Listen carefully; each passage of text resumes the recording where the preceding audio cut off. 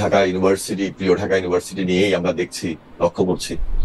আজকে সারাদিন, বিশেষ করে সকাল 8টা থেকে যখন ভোট শুরু হয়, আমরা খুব মিডিয়ার কাছাকাছি ছিলাম এবং আমি 9টা, 9:30 যখন দেখি যে শিবিরের পক্ষ থেকে একটা মিডিয়া মব বলবো আমি, যে ছাত্রদলের বিরুদ্ধে অভিযোগ, যে ছাত্রদল সেখানে লিফলেট বিতরণ করছে নিয়মের বাইরে, তারপরে ছাত্রদলের বিপি প্রার্থী বিভিন্ন কেন্দ্রে যাচ্ছে, এই যে একটা মিডিয়া মব তৈরি করে সকাল থেকে আমরা দেখলাম প্রায় দিনের 11:30, 12টা পর্যন্ত।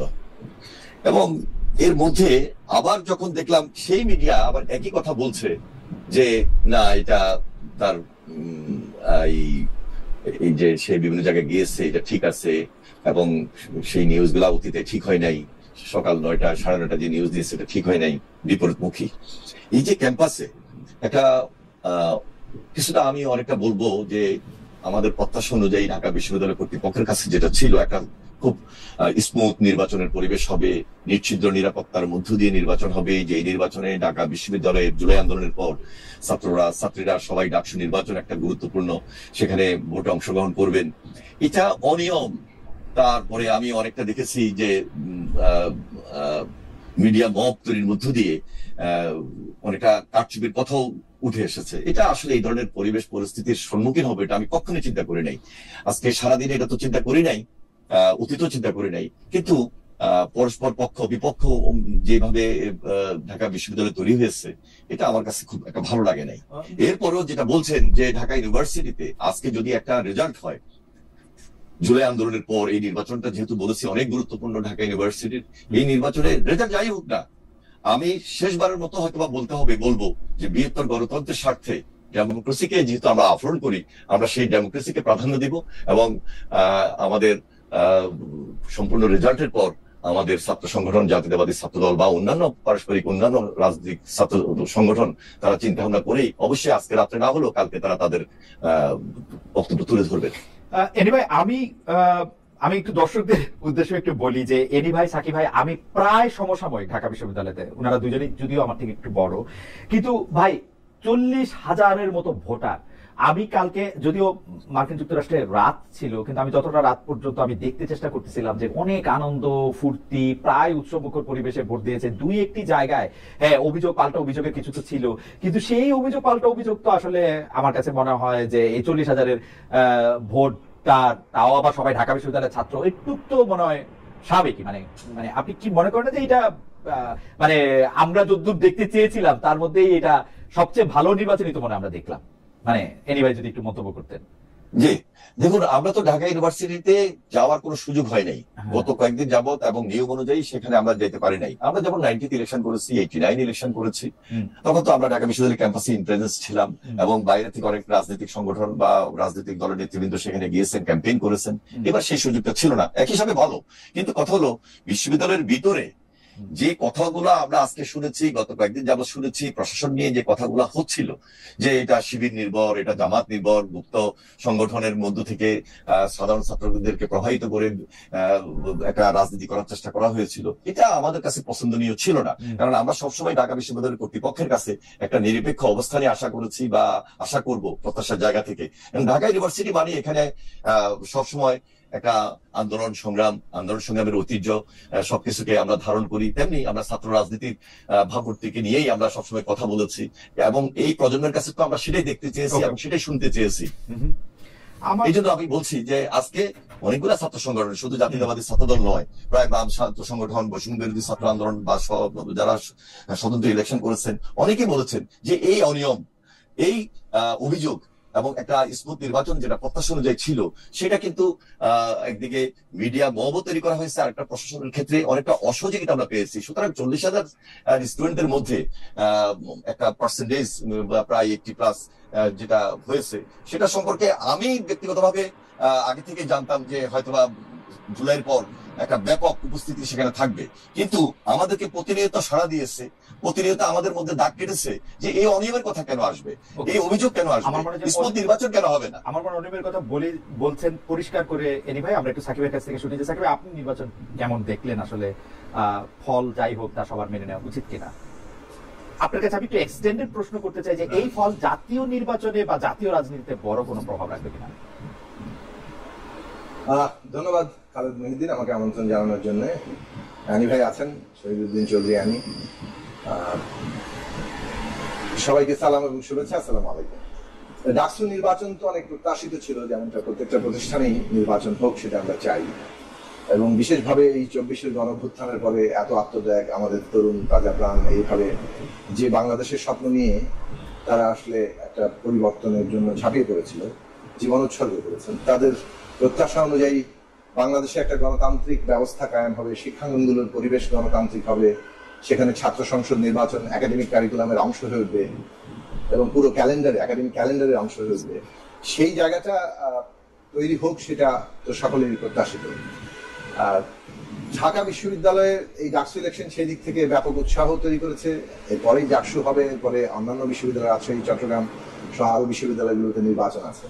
তো প্রত্যাশাটা ওই জায়গায় যে একটা সুষ্ঠু নির্বাচন হবে, প্রতিযোগিতা হবে। পুরনো রাজনৈতিক বন্দোবস্ত যেমন ছিল, মানে দখল, মারামারি কিংবা নানা ধরনের কারচুপি, ত্রাস, ভয়, এই জায়গাগুলো থাকবে না।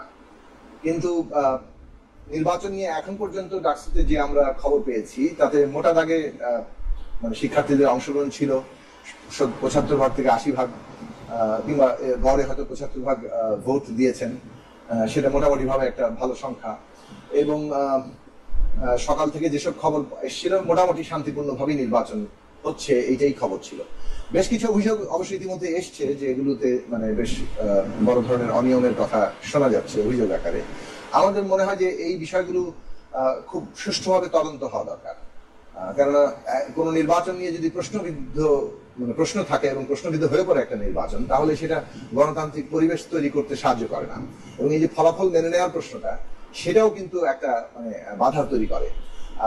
ফলাফল মেনে নেওয়াটাই খুবই কাঙ্ক্ষিত একটা গণতান্ত্রিক রাজনীতি কিংবা ব্যবস্থার মধ্যে।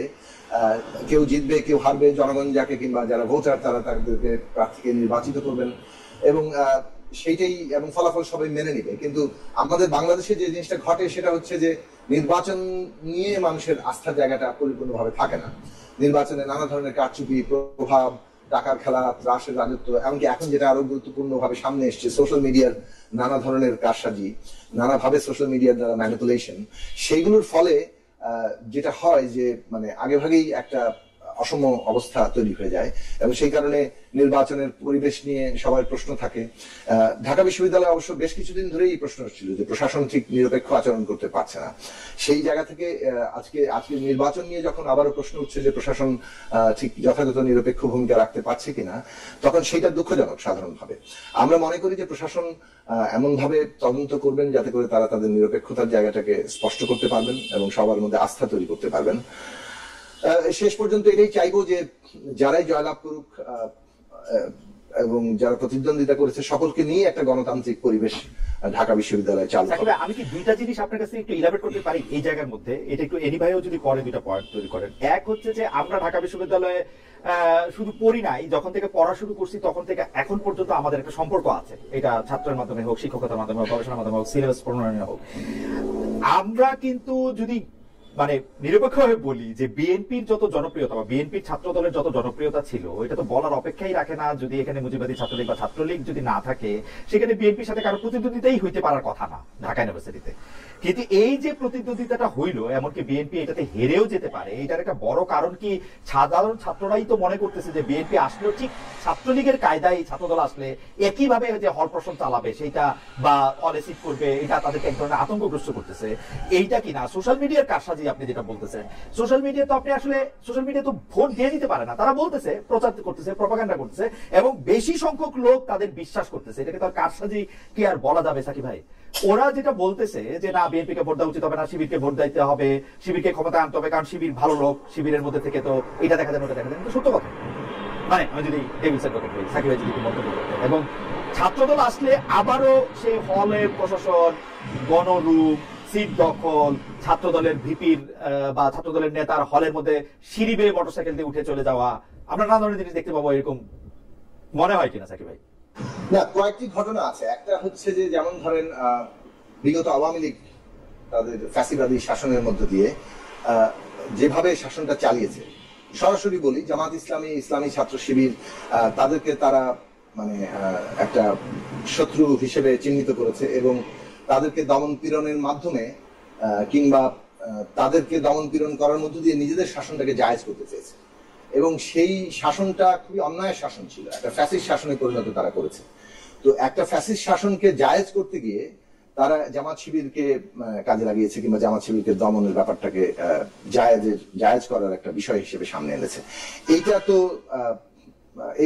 এই বাস্তবতাই একটা ভিন্ন জায়গা তৈরি করে। আপনি যখন কাউকে ব্যাপকভাবে দমন পীড়ন করেন, আসলে তাকে দমন পীড়নের মধ্যে দিয়ে শেষ করা যায় না। রাজনৈতিকভাবে মোকাবেলার বদলে যদি দমন পীড়ন আপনার প্রধান হাতিয়ার হয়, এবং তাও সেটা আবার একটা অন্যায় শাসনকে জায়েজ করার জন্য, তখন তার রাজনৈতিক যে সুবিধাটা সেটা কিন্তু তার পক্ষে যায়। ফলে জামাত ইসলামী কিংবা ইসলামী ছাত্র শিবির ফ্যাসিবাদ বিরোধী লড়াইয়ে এই যে তাদের উপরে যে দমন পীড়ন, সেটার একটা রাজনৈতিক যাকে বলে যে সমর্থন সুবিধা জনগণের দিক থেকে পেয়েছে, সেটা একটা বিষয় আছে। প্লাস ধরুন তারা যেভাবে কাজ করতে পেরেছে, মানে নানাভাবে তারা কাজের কৌশল বদলে ফেলেছে, কিছুটা গোপনে অপ্রকাশ্যে তারা কাজ করেছে, বিভিন্ন সংগঠনের মধ্যে প্রবেশ করে তারা কাজ করেছে, সেগুলো তাদেরকে ছাত্রদের কাছাকাছি থাকার জন্য যে পরিমাণ সময় এবং জায়গা তৈরি করেছে, ঠিক ওই একই বিষয় আবার যারা প্রকাশ্যে কাজ করেছে তাদের ক্ষেত্রে সমভাবে ঘটেনি।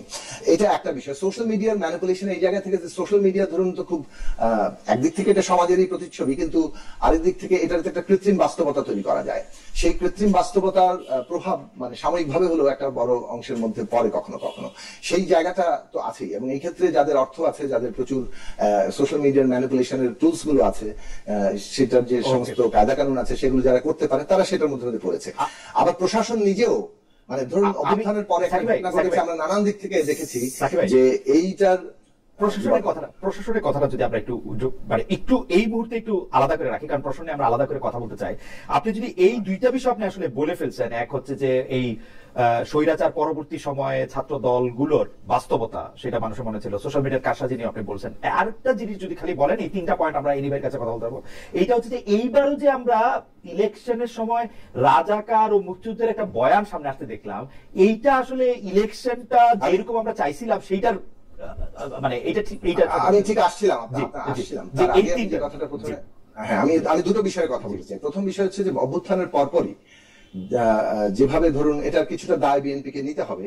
বিএনপি কিংবা ছাত্রদল কিংবা যে কোনো বিএনপির অঙ্গ সংগঠনের বিরুদ্ধে নানা জায়গাতেই এক ধরনের অভিযোগ উঠেছে যে তারা বিভিন্ন জায়গায় নিজেদের দখলে নিচ্ছে, অথবা একটা চাঁদাবাজির অভিযোগ উঠেছে।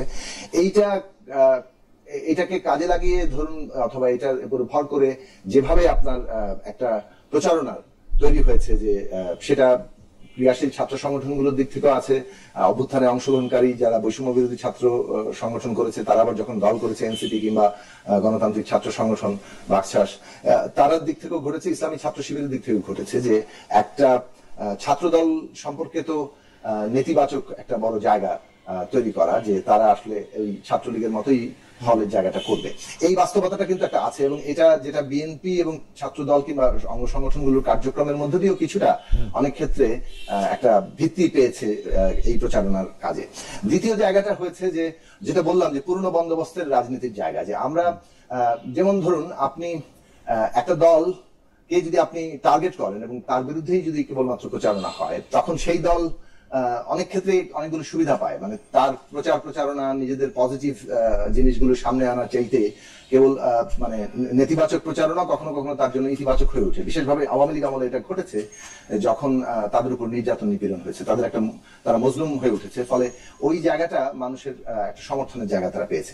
সেইটা কন্টিনিউড হওয়াটা এই সময়ে মানে আমরা ঠিক মনে করিনি, এবং আমরা এখনো ঠিক মনে করি না। আমাদের মনে হয় যে ইতিবাচক রাজনীতি যেটা করা দরকার জনগণের মধ্যে, যে শিক্ষার্থীদের জীবনের পরিবর্তন কিভাবে ঘটবে, বিশ্ববিদ্যালয় ক্যাম্পাসের শিক্ষার মান, শিক্ষার পরিবেশ, সামগ্রিকভাবে ক্যাম্পাসের পরিবেশ, একাডেমিক এক্সট্রা একাডেমিক কারিকুলাম কিভাবে ডেভেলপ করবে, এবং সারা দেশের রাজনৈতিক ব্যবস্থা কি পরিবর্তন ঘটবে। আমি শেষ করি এটা বলি, যে এই যে রাজনৈতিক ব্যবস্থা, অর্থনৈতিক ব্যবস্থা এবং সমস্ত কর্মসূচিটা সামনে আনা, সেটার বদলে পুরনো জায়গা, যে এটা ওই মানে রাজাকার বনাম মুক্তিযুদ্ধ, এই বাইনারির মধ্যেই রাজনীতিটা করার ফলে এটা অনেকেই গ্রহণ করেছেন যে ও আচ্ছা, পুরনো আওয়ামী লীগের যে ডিসকোর্স সেটাই বোধহয় এখনো ক্রিয়াশীল আছে, সেটাও তাদের অনেক ক্ষেত্রে পক্ষে গিয়েছে। ফলে সব মিলিয়ে একটা হবে। কিন্তু আমি আবার এটাও রিটার্ট করবো, এখন পর্যন্ত আমি আমাদের কাছে যে খবর সেটা হচ্ছে যে ডাকসু ইলেকশন হলো, ফলাফল ঘোষণার ক্ষেত্রে যে একটা স্বচ্ছতা থাকা দরকার ছিল। আমি কিছুক্ষণ আগেও পর্যন্ত যে খবর পেলাম যে ফলাফল সম্পর্কে কিন্তু এখন পর্যন্ত অংশগ্রহণকারীরা, প্রার্থীরা তারা ভালো মতো জানেন না। তো ফলাফলের কি খবর হচ্ছে, কেন্দ্রে এক দলের প্রার্থী যেমন ছাত্র শিবিরের যিনি প্রার্থী তিনি ঢুকতে পেরেছেন, অন্য দলের প্রার্থীরা কিন্তু সেখানে ঢুকতে পারছেন না। এই সমস্ত অভিযোগগুলো যে হচ্ছে, এবং সবচেয়ে বড় অভিযোগটা আমি বলবো যে ফলাফল বিষয়ে যে একটা স্বচ্ছ ধারণা পেতে হবে, ভোট ধারণা হচ্ছে কে কত ভোট পাচ্ছে, সেই জায়গাটা পর্যন্ত অস্পষ্ট। আমার মনে হয় হাইপ উঠে যাচ্ছে। আমার মনে হয় সেটা খুব নেতিবাচক হতো। আমার মনে হয় প্রশাসন এবং ফল নিয়ে আমরা একটু কথা বলতে আসি, কিন্তু তার আগে এনি ভাই তিনটা বিষয়ে যদি আপনি একটু মন্তব্য করেন যে ছাত্রদলকে আসলে ছাত্রলীগের জায়গায় নিচ্ছে কিনা দখলদারিত্বে, আধিপত্য বিস্তারে। দুই হচ্ছে সোশ্যাল মিডিয়ার কারসাজি আসলে আমাদেরকে ভুল পথে পরিচালিত করতেছে কিনা। সোশ্যাল মিডিয়া যেটাকে কারসাজি বলছে, আমি এটা কারসাজি বলতে নারাজ। আমি মনে করি সোশ্যাল মিডিয়া কাজ করবে, যে এটা বিশ্বাস করবে সেটা করবে। এবং 3 নাম্বার হচ্ছে সাকিব ভাই যেটার উত্তরে উনার মতো করে উনি বলছেন যে মুক্তিযুদ্ধ এবং রাজাকার যে বাইনারিটা এনে এটা সামনে এনে আমরা এটা ঠিক করলাম কি ভুল করলাম, এইটার এই 3টা ব্যাপারে আপনি যদি আমাদের একটু বলেন। দেখুন, জাতীয়তাবাদী ছাত্রদল গত 17 বছর মাঠে থেকে যে কাজগুলো করেছে সেটা কিন্তু জাতীয় রাজনীতির মধ্যেই কিন্তু তাদের এঙ্গেজমেন্টটা ছিল। স্টুডেন্ট পলিটিক্সে ঢাকা বিশ্ববিদ্যালয় অথবা অন্য কোনো শিক্ষা প্রতিষ্ঠানে গিয়ে ছাত্রদল সেখানে তাদের অ্যাক্টিভিটিসটা শো করবে, খুব কষ্টকর ছিল। সেখানে অত্যাচার ছিল, নির্যাতন ছিল, গুম ছিল, খুন ছিল। আর পাশাপাশি দেখেন, আমরা কিন্তু 17 বছর সংগঠন করতে পারি নাই, আন্দোলনের মাঠে ছিলাম।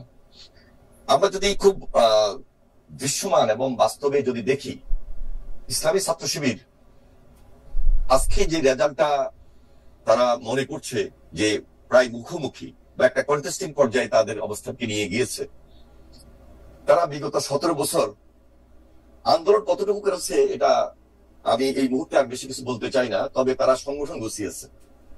আমি অস্বীকার করি না যে তারা বিশ্ববিদ্যালয়ে তারা ছিল না, তারা বিশ্ববিদ্যালয়ে ছিল, হলগুলোতে ছিল, এবং যেখানে ছাত্রলীগ ছিল সেখানে তারা সাধারণ ছাত্রদের মাঝে হয়তো লোকেই তো ছিল, কাজ করেছে। এই সুযোগটা ছাত্রদল যারা করেছে তারা দৃশ্যমান রাজনীতি করে বিদায় বাস্তবে তারা দৃশ্যমান ছিল না, এবং মধুর ক্যান্টিনে যাওয়া, হলগুলোতে যাওয়া তাদের জন্য অনেকটা প্রায় নিষিদ্ধই ছিল। এখানে ছাত্রলীগ, ছাত্র শিবির অনেকটা এগিয়ে ছিল ছাত্র সংগঠন করার ক্ষেত্রে। আমার এখানে একটা মাঝখানে প্রশ্ন আছে, সেটা হচ্ছে আপনি অনেক বড় স্কেলে রাজনীতি করছেন, সাকিব ভাই রাজনীতি এখনো করতেছে, আমি ছোট স্কেলে হলেও রাজনীতি করছি। প্রকাশ্যে যদি না আসা যায়, বিশ্ববিদ্যালয়ের ছাত্রছাত্রীদের আপনি প্রভাবিত কেমনি করবেন, কোন আদর্শ দিয়া? যে এটাকে আপনি একটা কন্টিনিউশন প্রসেস বলতেছেন, 17 বছর ধরে তারা এটা করতে পারছে। শিবির তো প্রকাশ্যে আসতে পারে নাই, শিবির নামটা বলতে পারে নাই, তারা তাদের আদর্শের কথা কেমনি বলবে?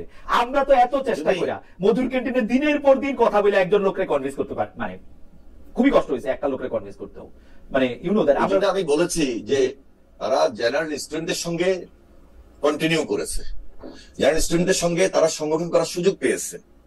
এটা তাদের একটা বাড়তি অ্যাডভান্টেজ ছিল সেই মুহূর্তে বিগত 17 বছর, যেটা আমাদের ছিল না। কারণ আমাদের ছাত্রদল হলে গিয়ে কাজ করার মতো কোনো সুযোগ ছিল না, বরং মিনিমাম মধুর ক্যান্টিনে যাবে, সেখানে সংগঠন গোছাবে, সেখানেও বারবার হামলার শিকার হয়েছে, নির্যাতন অত্যাচারের শিকার হয়েছে। এরপরে দেখেন আজকে সোশ্যাল মিডিয়ার মধ্যে তারা অনেকগুলো ন্যারেটিভ এমন ভাবে গত 1 বছরে তৈরি করেছিল যেখানে বাস্তবতার আলোকে তাদের যথেষ্ট ইনভেস্টমেন্ট ছিল, তাদের পলিসিতে তারা খুব ফ্রন্ট লাইনে ছিল, যেটা ছাত্রদল শুরু করেছিল। হ্যাঁ, ছাত্রদল খুব পজিটিভলি রাজনীতি করবে, এবং এই অধ্যায়ে ছাত্রদল সেখানে ক্যাম্পাসে গিয়েছে গত 1 বছর। কিন্তু তারা দীর্ঘদিন থেকে ছাত্র শিবির ওই ক্যাম্পাসে অবস্থান করে তাদের